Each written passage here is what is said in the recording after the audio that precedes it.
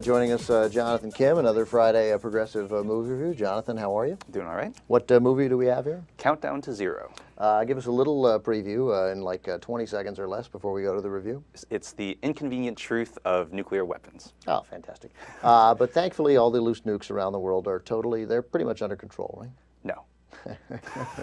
All right, Jonathan has provided a review of, as he does every Friday, of Countdown to Zero, and let's take a look. In 1961, the B-52 broke apart in midair over Goldsboro, North Carolina, causing 2 nuclear bombs to fall. One parachute functioned properly, and that bomb survived with minor damage. The other parachute failed to open. When that bomb hit, 5 of 6 safety devices malfunctioned. A single switch prevented a nuclear explosion. When I worked in the Pentagon, I believed that the likelihood of a nuclear weapons accident in the United States occurring was very low. I still believe that. But low probability events happen. They happen all the time. There's a first time in history for every event. Those low probability events will occur.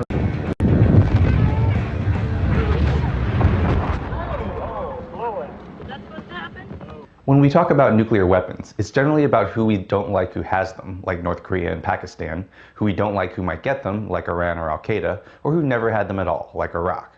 But we rarely ask the most important question of all: why does anyone have them? What are the moral, rational reasons why any person, organization, or country should be able to kill millions of innocent people in seconds and potentially destroy all life on Earth thousands of times over? And what risks do we run as a planet if anyone, including ourselves or other parties we consider rational, stable, and responsible, possesses the power to end the world? For the answers, I highly recommend you check out the new documentary from the producer of An Inconvenient Truth, Countdown to Zero. Countdown to Zero is structured around a famous quote by John F. Kennedy that lays out the film's 3 sections. That a nuclear catastrophe doesn't have to be caused by a nuclear war, but could be caused by a rogue state, a non-state actor like Al-Qaeda, or simply as a byproduct of human or technological error. To prove it, the film takes you through a horror show of near misses and potential disasters that makes paranormal activity look like a romantic comedy. Like 2 instances where Russians easily stole nuclear material from loosely guarded facilities and tried to sell them to terrorists, simply so they could get money for a dishwasher or a swanky car. Or the numerous times that nuclear missiles were almost launched because of technical glitches, communication breakdowns, or accidents. Like the time a nuclear exchange was almost started when a flock of geese was mistaken for a nuclear missile launch. Or when the only thing that kept the world from nuclear annihilation was a moment of bravery and uncharacteristic sobriety from former Russian President Boris Yeltsin, whose generals mistakenly advised him to press the dreaded button in response to a research rocket studying the northern lights. Even though the subject of Countdown to Zero is deadly serious, it's not without its moments of gallows humor.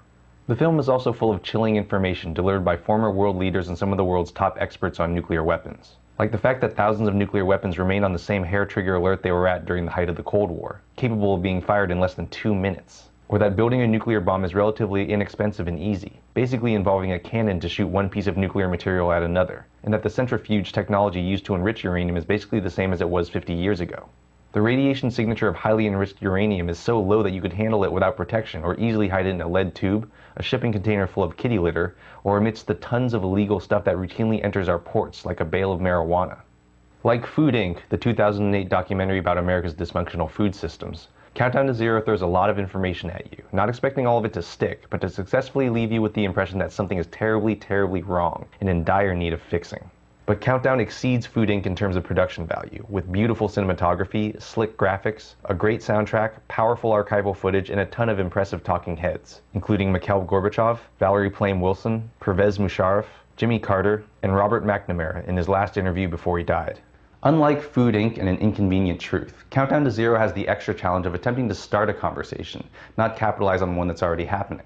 But with the threat of nuclear disaster greater now than it was during the Cold War, it's a conversation we need to be having. With the possibility of nuclear terrorism, the concept of mutually assured destruction no longer applies. And as the film points out, if the possibility of something happening isn't zero, that means that over time there's almost a 100% chance it will happen. And we've seen that low probability events like the space shuttle blowing up or an uncontrollable oil spill do indeed happen. That means the only true solution is to abolish all nuclear weapons. As Einstein said, the unleashed power of the atom has changed everything save our modes of thinking. But we can change the way we think in an instant, and Countdown to Zero is a great place to start. I'm Jonathan Kim, and this is a ReThink review. That review and all your other reviews available at rethinkreviews.net. Yes. Also here at Through the Young Turks. I remember back in 2004, the Kerry-Bush election, one of the great things that John Kerry spoke about so frequently was controlling loose nukes. Right. That seemed to fall out of favor as a campaign issue in 2008, in part because Barack Obama had made it an issue and teamed up with Richard Lugar on the issue, and because John McCain largely agreed.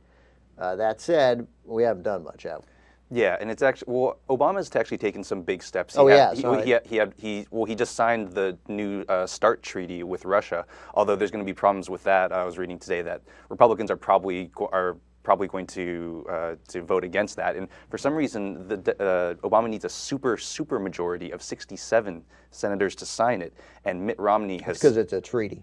Okay. And Mitt Romney said that this is like his worst foreign policy decision ever, and John McCain has come out against it because, having only being able to destroy the world a few thousand times over, really not enough to defend America. But there are Republicans in this film, in Countdown to Zero, who acknowledge that the whole era of nuclear weapons probably needs to come to an end. Well, that's actually a big thing about it. They really want to make sure they had conservatives in it, and Ronald Reagan was really against nuclear weapons. He's passed away, hasn't he? Yeah, he's gone now. Although he lives in our hearts forever, as I recall. But yeah, Lawrence Bender, I interviewed him, and he was talking about how important it was that they had him in it. The saint of conservative politics was very much against nuclear weapons. What was your most significant takeaway from the film? Really, just the idea. I mean, one of the most powerful things in it is realizing how many accidental launches we've almost had, how many catastrophes we've barely averted. What's the number? I'm not sure the exact. I mean, just give me a couple examples. I mean, it's not one. Right. Well, I mean, you saw the thing at the beginning where the plane over North Carolina. Right. With the 2 nukes and 1 parachute doesn't deploy. Right, and I mentioned in the review when basically the U.S. was firing off a research rocket to study the Northern Lights, and they were firing it out of Norway, I believe. And they told the Russians, but somehow the information didn't get all the way up the chain of command. And when Russian satellites saw the various launch stages of the rocket, they basically went to Boris Yeltsin and said, "All right, it's happening. Like the U.S. is firing a nuclear weapon at us. Like we need to fire back. Here's the button. You have this many minutes to make the decision." And Yeltsin, luckily, like I said, wasn't drunk, and he said, "I don't believe this. I don't think this is true. I'm going to make some calls," and that averted it. And there was also, as I said, a flock of geese was mistaken for a launch at one point. And then also, I think just a few years ago, there was a Air Force jet flew across the country carrying a bunch of nuclear warheads in it, and they didn't know it was there. They didn't know those warheads were there, and they flew it across the country, parked it at Edwards Air Force Base. It was just sitting on the tarmac. I like it when you say parked a plane. Yeah. But yeah, I mean, the idea that all these warheads could have flown across the country and then just sat on the air, on the runway. Yeah. Did you see Failsafe, the 1964? I haven't. Well, one of my favorite movies of the era, unquestionably. One of my favorite movies of the 1960s, and you should see it now while Countdown to Zero is fresh in your head, because it's about this. Mm-hmm. It came out around the same time as Dr. Strangelove, which beat it to the box office, even though they were both controlled by the same studio. But Dr. Strangelove, Stanley Kubrick's movie, ended up being a comedy. That wasn't the original intent, but it ended up being a comedy, a very effective one. Mm-hmm. About nuclear war. Yeah, actually, Lucy Walker, the director, she said that she loves Dr. Strangelove, but when she was doing the interviews for it, one thing that she learned was you don't have to be a colonel to set up to launch. And it could be a lieutenant. It could be a lot of people could do it if they wanted to. Well, I'd say Failsafe is a better movie. It's certainly a more terrifying movie. There's no president better played than Henry Fonda in Failsafe, mm-hmm. And the idea is just that there is a fail-safe, that don't worry, our bombers that sort of are constantly in the sky in case the Soviets launch, that we're ready. There's this code, and it's all based on the computers, and something's gone wrong, and we can't reach one plane that thinks it's under the command to attack. and how do we get through, and how do we convince the Soviets, and what are we supposed to do? And it's chilling from start to finish with a remarkable ending, and I can't recommend Failsafe more. We show it on Turner Classic Movies from time to time. By the way, also that same year, Henry Fonda made The Best Man, which is also a great political movie, although far less terrifying. And speaking of dropping nuclear weapons, I mean, coincidentally, today is the 45th anniversary of dropping the bomb on Hiroshima. Oh, awesome. I knew there was a reason I felt good. 55th anniversary, or 65th anniversary. Yeah, I'm pretty sure we dropped it in 1945. Yeah, that's right. I don't think I need to check that. Yeah, that's right. Yeah, 65 years. Sorry. When I was in high school, a girl in our class, who I won't name, Jessie Gray, she raised her hand when we were studying like 20th century world history, and she asked if we dropped a bomb on Japan before or after World War II, which I thought was a really good question.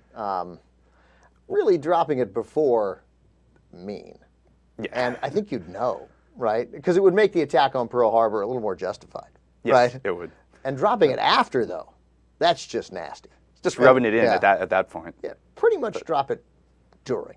But actually, Obama, he sent an envoy to Hiroshima for the anniversary today, which Republicans have attacked. To see Warren Kozak. It's the first time that the U.S. has ever done that, and Warren Kozak for the Wall Street Journal equated it with President Reagan going to Bitburg and laying a wreath at graves belonging to SS members. Yeah, that's right. It's all the same. All those horrible children that were soldiers, for Japan. They had it coming. Yeah, I mean, no. The bombs at Hiroshima and Nagasaki, those were only aimed at military targets, Jonathan. Right. that being everything. Yeah, that being everything in their wake. All right, so a recommendation for Countdown to Zero. Yes, definitely. I mean, it's good to sort of to be having this conversation again. I mean, it's fallen off the radar, but I mean, Obama is kind of bringing it back with these treaties, and really the idea that there isn't any reason to have nuclear weapons anymore, especially in the age of terrorism. There's basically, you can't retaliate against terrorists. There's no country that they that they belong to. Who do you retaliate against? Right, but also, I mean, like under Bush, we backed away from the anti-ballistic missile treaty, which pulled us out of the START treaty, which is why we have to have a new one, and also was backing these what are called bunker busters, but are actually a lot more powerful than the bombs that were dropped on Hiroshima and Nagasaki. I'm not a physicist. I don't know anything about bunker busters. I don't know how they work, except I'm pretty certain of this: they won't work. They'll be catastrophic. Yeah, I mean, no. They'll go way underground. They'll be.